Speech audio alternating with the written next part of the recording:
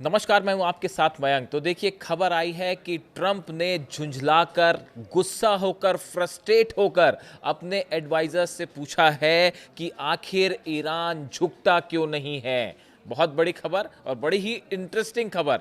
दुनिया भर के बड़े अखबारों ने इस खबर को डिटेल में कवर किया है। बीबीसी ने भी इसे कवर किया। और देखिए खबर क्या है। खबर ये है कि स्टीव विटकॉफ, जो कि एनवॉय है डोनाल्ड ट्रंप के, और ईरान के साथ बातचीत कर रहे हैं और काफ़ी दिनों से मशक्क़त कर रहे हैं कि किसी तरह से ईरान से समझौता किया जाए, वो एक इंटरव्यू दे रहे थे।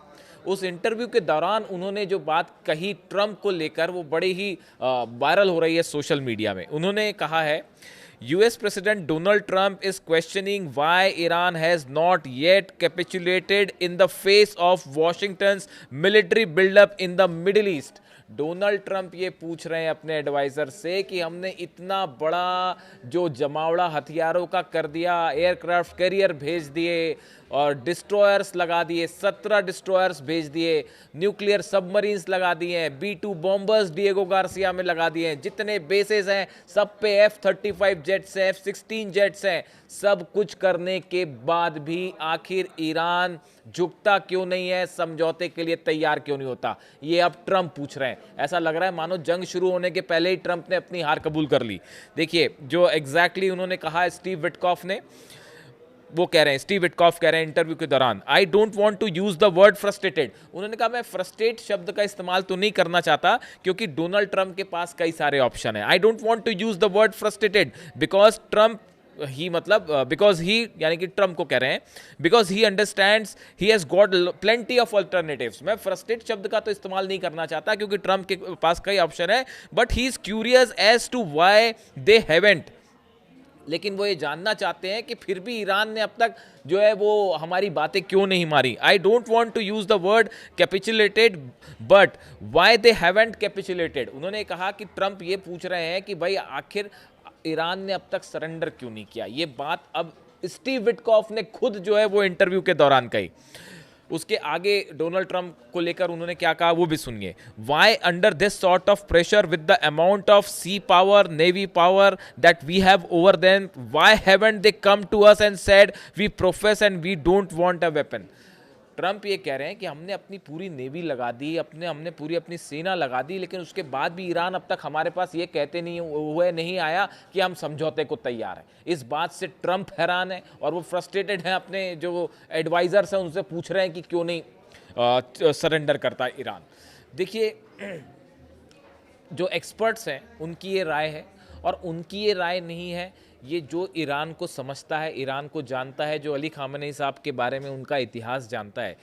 7 प्रेसिडेंट हो चुके हैं यूनाइटेड स्टेट्स के जब से अली खामेनेई साहब सत्ता में है। 1981 का वो इंटरव्यू है जिसका मैं बार बार जिक्र करता हूँ। उनसे पूछा गया था कि आपका नंबर 1 दुश्मन कौन है, उन्होंने जवाब दिया था अमेरिका। और आज भी वो स्थिति है। अब 1981 से आप हिसाब लगा लीजिए कितने प्रेसिडेंट, 7 प्रेसिडेंट हो गए। 7 प्रेसिडेंट जिस सुप्रीम लीडर को नहीं झुका पाए, वो अब ट्रंप के सामने कैसे झुकेंगे, आप खुद बताइए। अमेरिका की फॉरेन पॉलिसी एक एग्जाम्पल है इस बात का कि फॉरेन पॉलिसी कैसे ना की जाए, how not to do a foreign policy. कई एक्सपर्ट्स इस तरह की बात कह रहे हैं कि अमेरिका ने ईरान को लेकर जो स्टैंड ले रखा है और जिस तरह से निगोशिएट कर रहे हैं, ये परफेक्ट एग्जांपल है इस बात का how not to do a foreign policy, कैसे डिप्लोमेसी ना की जाए, बुरी डिप्लोमेसी का बेहतरीन एग्जांपल है। देखिए 7 राष्ट्रपति जो है वो कुछ नहीं कर पाए ईरान का, जो करना चाहते थे, समझौता भी नहीं किया, ना जंग में हरा पाए। इतने सारे हमले हुए ईरान पर, आप देख लीजिए इतिहास उठा के, इतना स्ट्रगल हुआ, दबाव हुआ, लेकिन तब ईरान नहीं झुका, तब अली खामेनी साहब नहीं झुके, एयरक्राफ्ट कैरियर्स आ गए, सब कुछ आ गया। वो अब ट्रंप के सामने क्यों झुकेंगे। और जो लास्ट स्पीच थी अली खामेनी साहब की, उस स्पीच पे उन्होंने करारा जवाब दिया था डोनाल्ड ट्रंप को। और बल्कि पहली बार वो कभी हथियारों पे बात नहीं करते, लेकिन आपने जैसे देखा, मैंने वीडियो बनाया था, उन्होंने कहा कि एयरक्राफ्ट कैरियर आपका भला होगा बहुत शक्तिशाली, लेकिन उस एयरक्राफ्ट कैरियर को समुद्र के तल में डुबोने का भी जो है वो शक्ति, हिम्मत है हमारे पास। तो देखिए कहने का मतलब ये है, उन्होंने साफ कहा अपनी लास्ट स्पीच में भी कि अगर हम झुकेंगे तो सिर्फ अल्लाह के सामने झुकेंगे, खुदा के सामने झुकेंगे, और किसी के आगे हम नहीं झुकेंगे, चाहे वो कितना ही बड़ा पावरफुल इंसान क्यों ना हो और कितनी ही बड़ी शक्तिशाली किसी की सेना क्यों ना हो। और ऐसा अक्सर कहा जाता है कि जो अली खामनेई साहब के बारे में मैंने पहले वीडियो भी बनाया था कि इमाम हुसैन से जिन्होंने सीखा हो और करबला से जिन्होंने सीखा हो, वो अमेरिका और ट्रंप के सामने झुकना जो है वो एक सपना है और हमेशा सपना ही रहेगा। अब सवाल ये है कि ऐसे हालात में एक बार फिर पिछले 24 घंटे में जो डेवलपमेंट है उसके हिसाब से ये कहा जा रहा है कि शायद अब जंग हो के रहेगी। ये बात तय हो चुकी है, ये फैसला हो चुका है। लेकिन इसी बीच एक और कोशिश ईरान की तरफ से और अमेरिका की तरफ से जो डिप्लोमेटिक रास्ते के ज़रिए किसी समझौते तक पहुंचने की कोशिश है।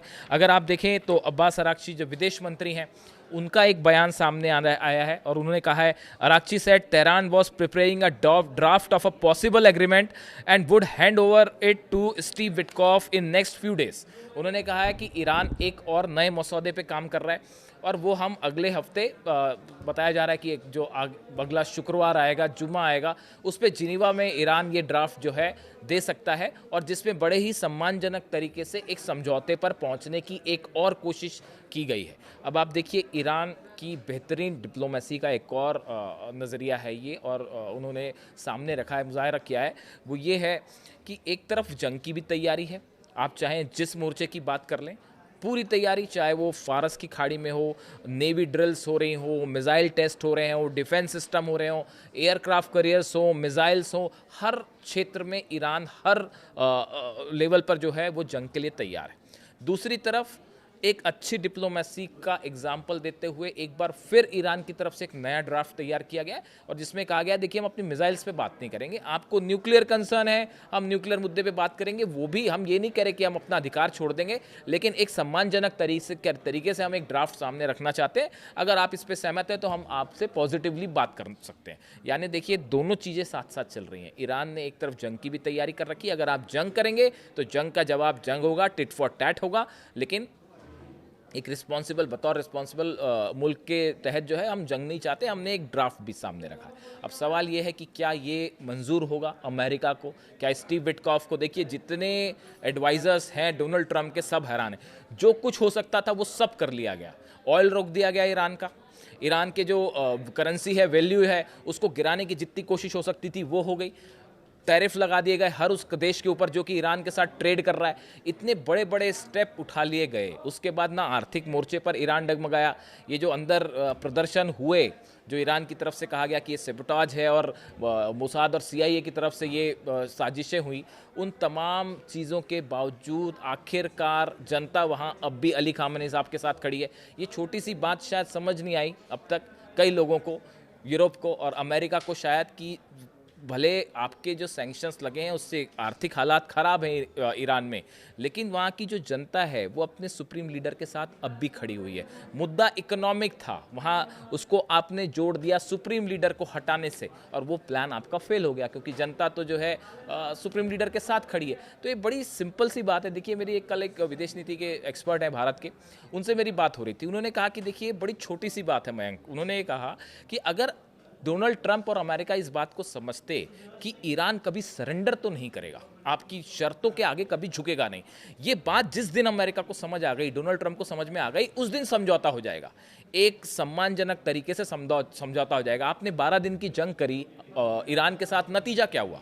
12 दिन की जंग के समय ईरान के पास जितनी मिसाइल्स थी उससे 10 गुना ज़्यादा मिसाइल्स हैं आज। उनकी जो रेंज पहले थी आज से कई, आज ICBM है, उस समय ICBM का कोई जिक्र ही नहीं था। आज कहा जा रहा है कि ICBM 10,000 और नेतन्याहू खुद कह रहे हैं, और 10,000 किलोमीटर की रेंज है। आप देखिए कितनी सारी जो है वो defence missile, anti ship missiles फारस की खाड़ी में जो दनादन दागी जा रही हैं, ये पहले नहीं थी। जो डिफेंस सिस्टम की बात हो रही है S-400 की, वो पहले ईरान के पास नहीं था, लेकिन आज ये सब चीज़ें पहुंच चुकी हैं। और वो जो कार्गो से धड़ाधड़ प्लेन्स पहुंच रहे हैं चाइना के, रशिया के, वो क्या लेके आ रहे हैं किसी को कुछ नहीं पता। तो आज ईरान उस 12 दिन की जंग के बाद कहीं मजबूत स्थिति में है। ये बात अगर डोनाल्ड ट्रंप और अमेरिका पहले समझ गए होते तो शायद इजराइल के लिए इतना बड़ा खतरा और पैदा नहीं होता। और अब तो ये हालात है कि अगर जंग हो जाती है तो पता नहीं कैसे रोकेंगे मिसाइल्स ईरान की।